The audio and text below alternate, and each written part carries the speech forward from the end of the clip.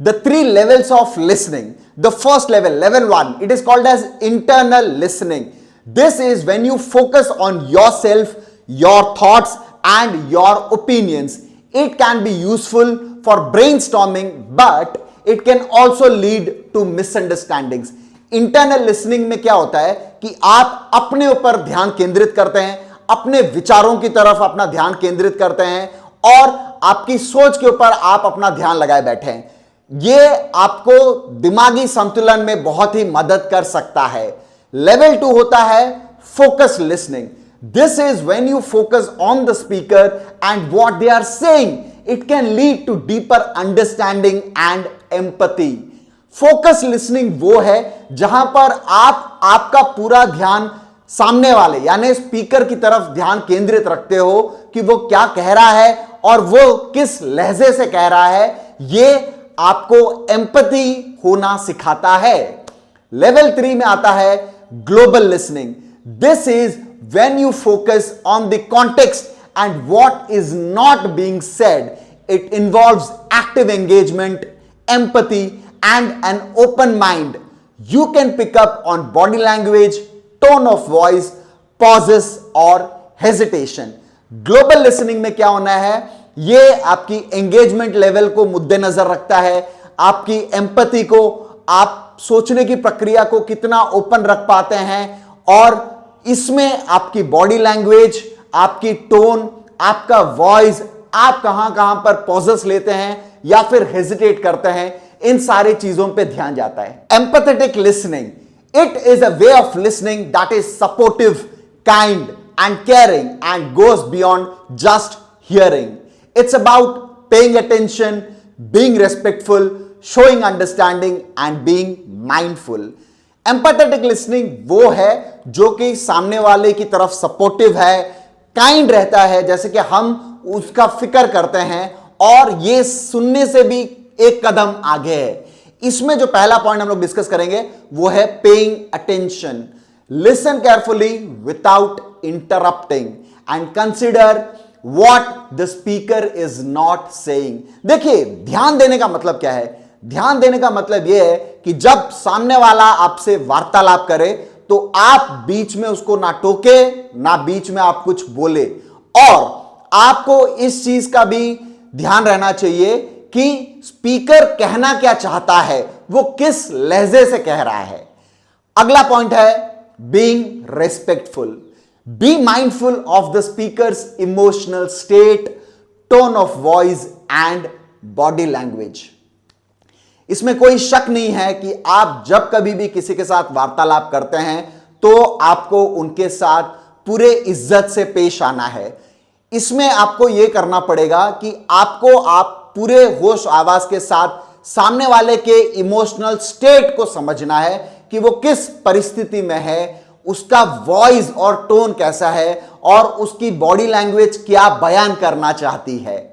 Next, showing understanding.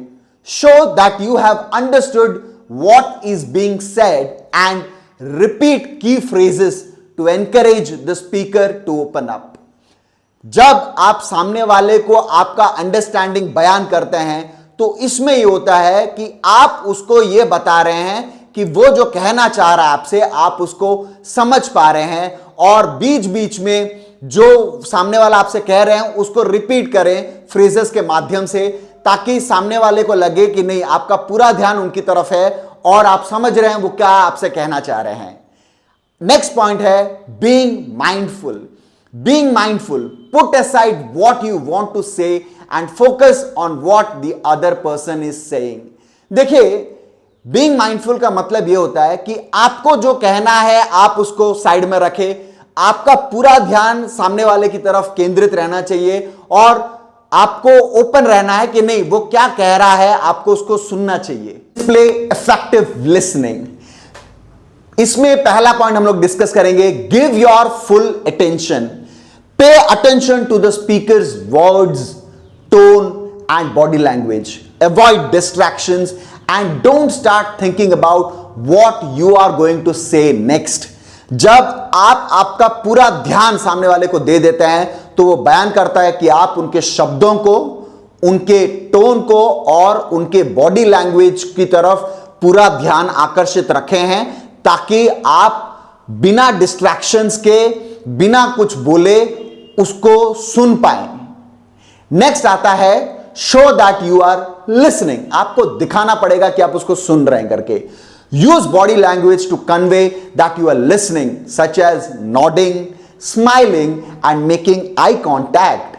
You can also lean forward or put your hand on your chin. देखिए, इसमें आपको करना यह है कि जब आप सामने वाले को दिखाना चाह रहे हैं कि नहीं आप वाकई में उसको सुन रहे हैं, तो आपका बॉडी लैंग्वेज दर्शाता है कि आपका ध्यान उनकी तरफ केंद्रित है। मान के चलिए बॉडी लैंग्वेज में आपने सर नॉड कर लिया, या तो आपने स्माइल किया, ये और आपने अपना आई कांटेक्ट उसकी तरफ बनाए रखा, तब उनको लगता है कि नहीं आपका ध्यान उनकी तरफ है। वरना और एक तरीका भी है कि आप आपके हाथ को आपके गाल पे भी रख सकते हैं, राइट। नेक्स्ट आता है आस्क क्वेश्चंस, सवाल पूछें। Ask questions to clarify what the speaker has said. This shows that you are listening and helps you confirm that you understood them correctly. जब आप सवाल पूछते हैं तो सामने वाला स्पीकर भी क्लैरिफाई हो जाता है। अब इसमें आपको क्या करना है, जब आप उसको उसके बोले हुए बातों पे सवाल पूछते हैं तो यह कंफर्म हो जाता है कि आप सही तरीके से सुन रहे हैं और समझ रहे हैं और दोनों का तालमेल सही बैठ रहा है। नेक्स्ट है use verbal affirmations. Use short verbal affirmations like I understand, I see और yes that makes sense to continue the conversation without interrupting। दोस्तों, जब आप वर्बल अफर्मेशंस यूज करते हैं, जैसे कि नहीं मैं समझता हूं, अच्छा ऐसा हुआ, अच्छा हाँ अब लगता है कि कुछ मतलब बना, ये जो सारे वर्बल अफर्मेशंस होते हैं ये मदद करता है कि आपका कॉन्वर्जेशन और अच्छा हो बिना किसी दिक्कतों के। नेक्स्ट आता है defer judgment. Don't interrupt the speaker or start formulating your responses before they have finished। Differing judgment में आपको यह ध्यान में रखना है कि आपको शांत रहना है और आपको इंटरप्ट नहीं करना है जब तक आपका सामने वाला उसका बोलना खत्म ना कर दे। नेक्स्ट है respond appropriately. Be candid, open and honest in your response. जब आप एप्रोप्रिएटली रेस्पॉन्ड करते हैं तो वो बयान हो जाता है।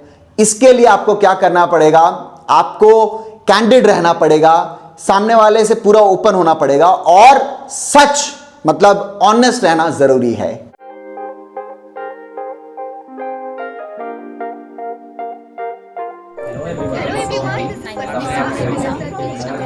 15 दिन पहले मेरे को हिंदी बोलना